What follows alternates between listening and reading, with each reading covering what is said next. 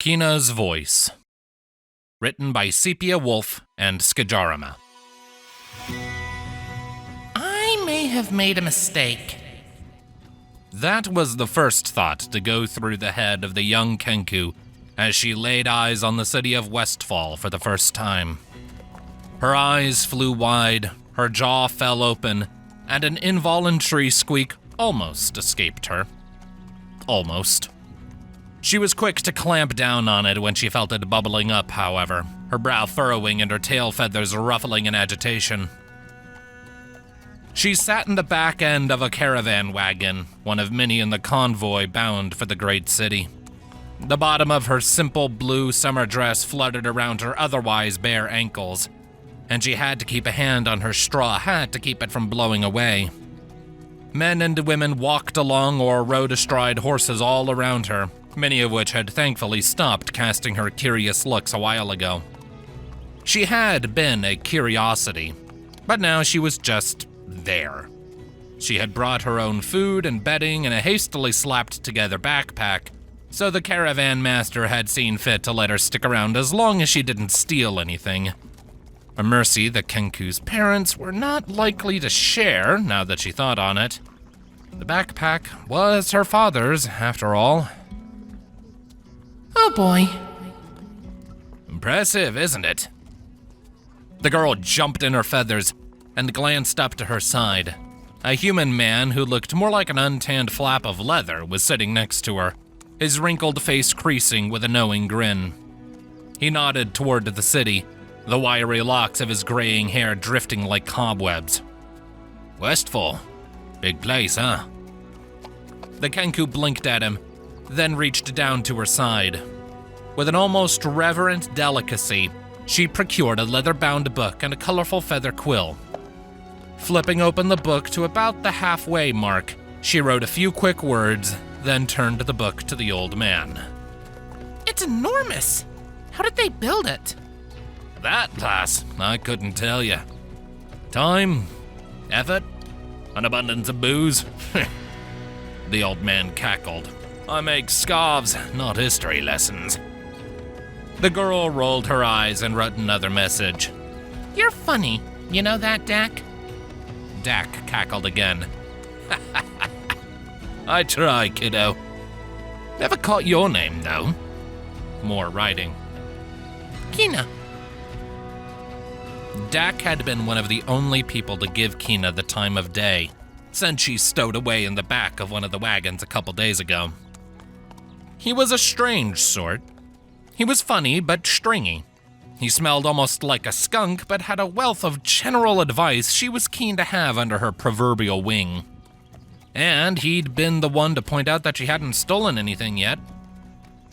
Well, Kina, I don't know what it is you're hoping to find in this big old city, but I wish you luck, Dak said, reaching out to ruffle her head, but finding her wide-brimmed straw hat. She chirped and swatted his hand away with a playful smirk. The wagon rounded a bend in the road, and Kina spotted other people walking past them as they approached the city gates. Sucking in a deep breath, she tucked her book under her arm and waited. They entered through the southern gate, passing several loaded carts of wool and crops being transported to the neighboring cities. Kina tilted her hat downward to avoid the suspicious glares of the drivers as they passed. Seeing the back of their wagons getting further away, she looked up again, a small squeak escaping her throat as one of the guards glanced at her. To her surprise, he nodded as she passed. Be safe, miss. Now within the city limits, her feathers fluffed up in awe as she could finally see everything beyond the outer walls. The caravan had rolled into a vast market area where individual farmers and vendors had their homemade and grown wares for sale. As the wagons came to a stop, several workers came to help unload everything, while the other members went to set up their own stalls and file their paperwork. Kina hopped down, clutching her book to her chest as one of the market helpers growled at her for sitting in front of one of the crates. It was overwhelming to see so many people in one place for the farm girl. It was cramped and crowded as everyone tried to move around each other. Several people bumped into her as she made her backwards retreat. Dak came to her rescue, gently putting a hand behind her back. "Don't mind them," his crooked grin reassured her. "Time's money to these people. Now, you cut through that street. Between the squash and the cabbages there, you see? And you'll hit the main street." Kina nodded and opened her book again to start writing, but Dak thumped her on the back to get her moving. "I know what you're gonna say, and you're welcome. Now get yourself going." Kina returned his friendly smile before nodding again and scurrying off in the direction he had given. Stumbling onto the main street was a break from the chaos, as it went almost peaceful. The city was truly massive, and her eyes sparkled as she scanned the road and the surrounding buildings. The buildings and houses near the gates were modest and simple, much like they were in her home village. The farther up the street she went, the larger, more extravagant the buildings became. Elegant craftsmanship from all over the world made it look like she was traversing the entire globe just down this one street. Beyond that, she could see vast mansions and even the Knights' Academy, all the way to the castle with its back nestled up against the base of the mountains. Involuntarily, she clacked her beak in a display of anxiety. As awe-inspiring as it all was, it made her feel small. Like a little ant on the cobbles outside her house, just waiting for an inobservant boot to send her to one of the many bad places that allegedly loitered outside the world. Swallowing the lump in her throat, she looked around for a moment. She knew what she was looking for, conceptually, at least.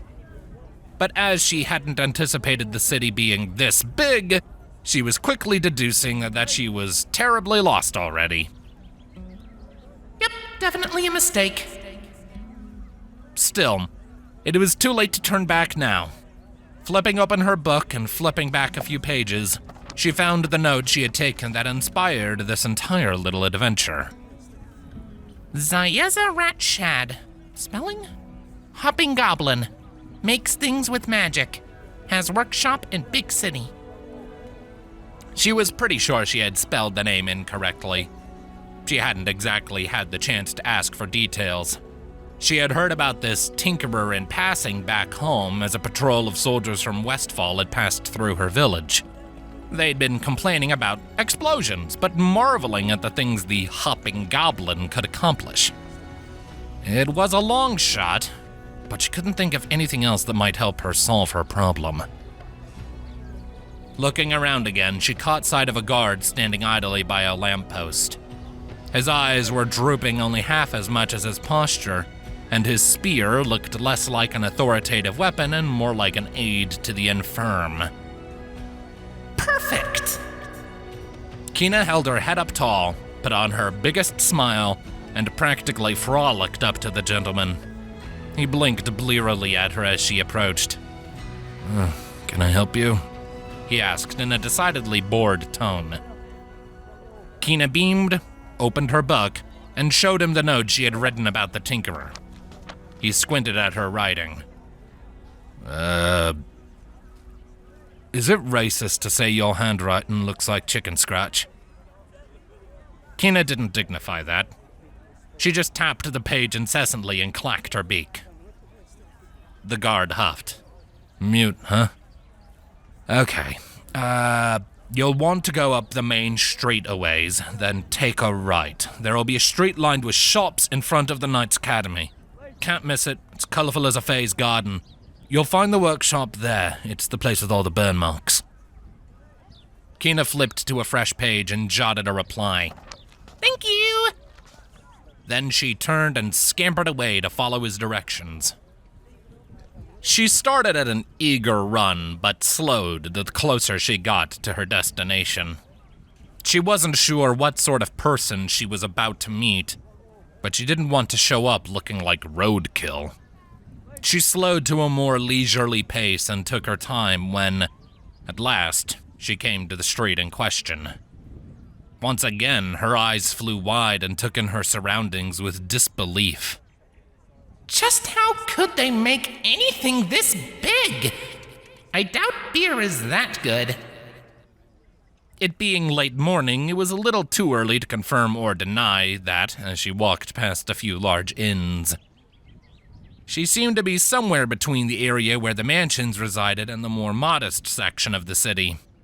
There were many shops down this part of the road that looked far nicer than what most people could afford near the entrance.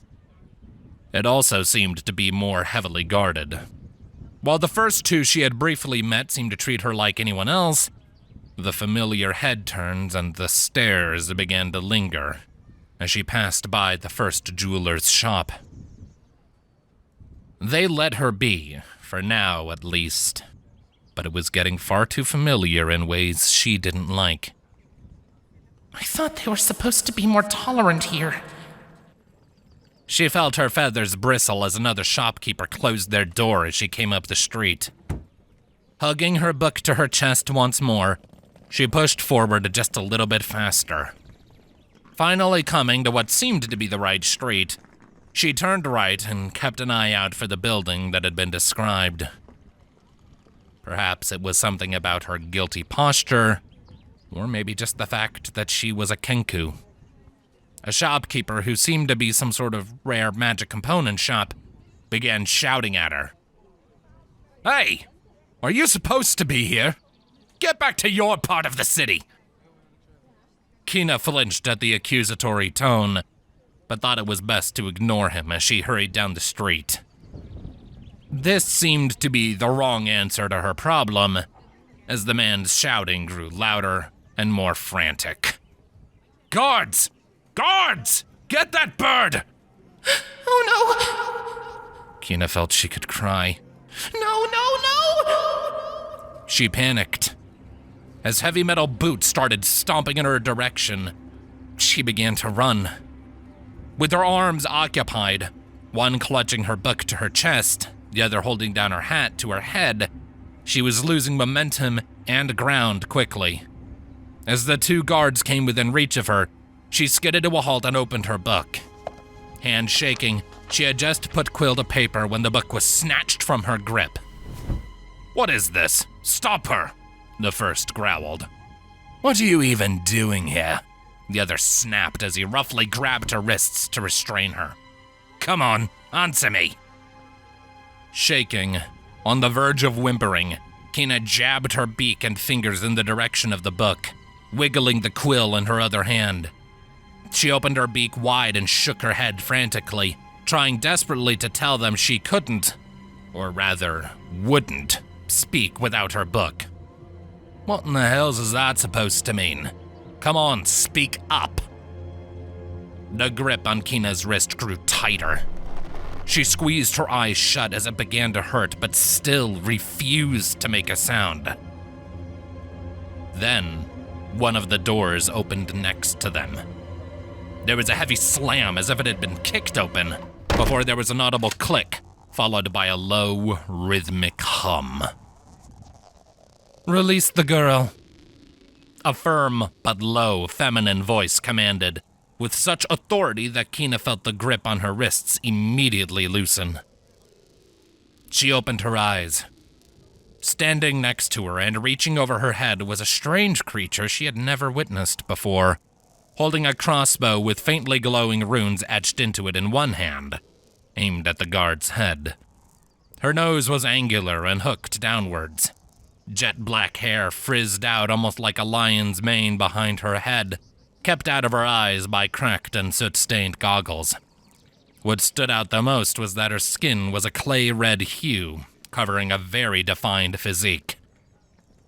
"You can't threaten a city watchman, Rashad," the guard, who did not have a weapon pointed at his face, blustered. This earned him a view of the device in her other hand, as she released something on what looked like a silver ball with more runes carved into several raised plates. "What are her charges?" When they couldn't find an answer that would satisfy her, the guard holding Kina released his grip and turned to leave. Before she had a chance to turn and somehow express any gratitude, the crossbow fired, a bolt of energy striking the ground between the two guards. Her book, the woman stated plainly. Now. The guard with Kina's book turned and outstretched his arm to hand the book. Not to Kina, but her defender. This doesn't bode well for you. You know that. She ignored the threat entirely and stared back. Hand it to her. It's not mine. Kina looked back and forth between the towering woman and the two guards, a potent mixture of fear, confusion, and subdued gratitude forming one hell of a cocktail in her belly. Even so, her eyes settled on her book, and she couldn't tear them away. She couldn't stop herself from lifting her hands toward it, clacking her beak involuntarily as if to say please. She wished she could communicate just how important it was with just her eyes. But sadly, humans had a bad habit of being bad at reading a Kenku's face. The strange woman seemed to recognize it enough, though. She forcefully took the book from the guard before tilting the angle to allow Kina to take it. The two scowled at each other before the guard departed. The woman moved herself between them and Kina, standing like a sentinel until they turned the corner and went out of sight. There was a long, awkward pause as she finally looked directly at the Kenku before clearing her throat. Well, bye, she mumbled before turning back to her little shop. Kina, however, was not so keen to let her wander off. She reached forward and insistently tugged on the woman's sleeve, drawing her attention, then quickly flipped open her book to jot down a message. Thank you so much. Are you the Hopping Goblin Tinkerer? She wrote before turning the page to the woman and smiling widely. What's this? The woman hummed to herself before she read what it said. Hopping Goblin? I have no idea what that is, but I am a tinkerer and a hobgoblin. Why? Kina wrote again. I heard about you. You solve problems with gears and magics and stuff. I was hoping you could help me. I get paid for these things. Tell me what you need and we can talk price. The woman shrugged. What problem do you need fixed? Kina felt a small tug of anxiety creeping up on her. She hadn't thought about this part very much. Internally, she reminded herself that she was taking a massive leap of faith, hoping on the kindness of a stranger. Clacking her beak, she wrote, Short version, I want a voice. You are incapable of speech? The woman raised an eyebrow. Kina deflated slightly. That's complicated. I can speak, but I won't. Do you know about my people's curse? I am aware. I'm also aware it's the main contributor to the incident just now. I don't see why you won't speak when you can sound like whoever you want, though. Kina frowned and wrote more vigorously. People say Kenku steal, that we're all thieves. I am not a thief. I won't steal someone's voice. That's why I use this book. It's the only voice I have that's mine.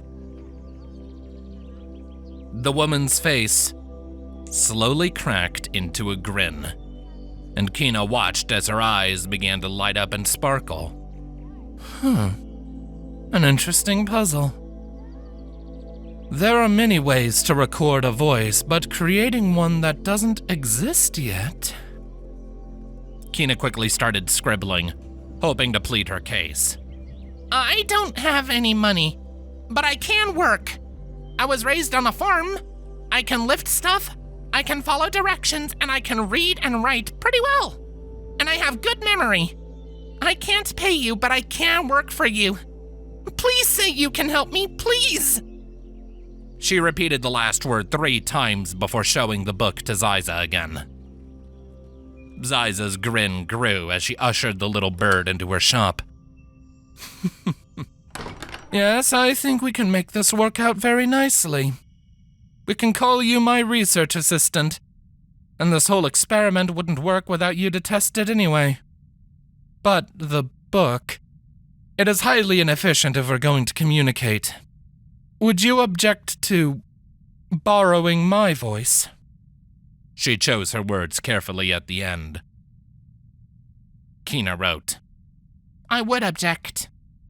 It's not mine. I appreciate the offer, but it would feel wrong. I do have this, though. Maybe it can help. As she showed Ziza the words, she reached into a pouch at her side and withdrew a well-worn but obviously well-cared-for blue ocarina, decorated with flaking paint depicting a peacock. For emphasis, she blew a quick note on it. The hobgoblin chuckled and shook her head. We are inventing your voice, not a language. What would we even call it, whistle-tongue? Kina puffed up her cheeks and wrote, Would you rather I play you a song or sprint through your workshop to get your attention? Ziza snorted a laugh. For your safety, I recommend the ocarina, but keep the book for our conversations. I find it endearing. Kina beamed and wrote, That was the idea. And you're cute too. In a kinda big, punchy kinda way. Like Delora back home. She wrestled an orc once and won. Now they have a kid. The hobgoblin blinked. I'm not sure it's called wrestling at that point. Kina smirked and wrote, Oh, no. They did the adult stuff after. If the hobgoblin could have gotten any redder, Kina thought she might have seen it rising in Ziza's face. Anyway, what do I call you, my little research assistant? Kina. Mom calls me Magpie sometimes, was what she wrote. Well, Miss Kina, if your memory is as good as you say, we should get started. I have several books and research papers we need to go through to start this project. Kina clacked her beak and scribbled, Just point the way, Chief. The hobgoblin stepped behind the counter and opened a door leading into the workshop. Kina was greeted by the smell of brimstone and oddly organized chaos. Bits of metal and crystals in open crates, blueprints scattered over a desk, lopsided stacks of books teetering on the brink of tipping next to an empty bookshelf. Ziza jammed a leg back into a small stool, dusting off a black, powdery substance and soot before offering it to Kina. She then pulled over a workbench, hoisted herself up onto it, and thrust a stack of papers at the Kenku. Kina tilted her head, then hopped diligently up onto the stool. She gave Ziza a questioning glance and blew a single rising note into her ocarina, imitating the rise of a question. Read, the hobgoblin instructed. Everything I do is based on runes. If you're going to use it, you have to know how the device we make works. Kina nodded, tucking her book and ocarina back into her pouch, and grabbed the first scroll. The first of many. A tiny lump formed in her throat. This is going to take a while, isn't it? She thought to herself, her feathers poofing up slightly. She was quick to chase down any discomfort she felt. If she could shovel pig dung, she could read a bunch of scrolls. And if it helped her find her voice, she would do almost anything. So, with her chest puffing up, she opened it and started reading.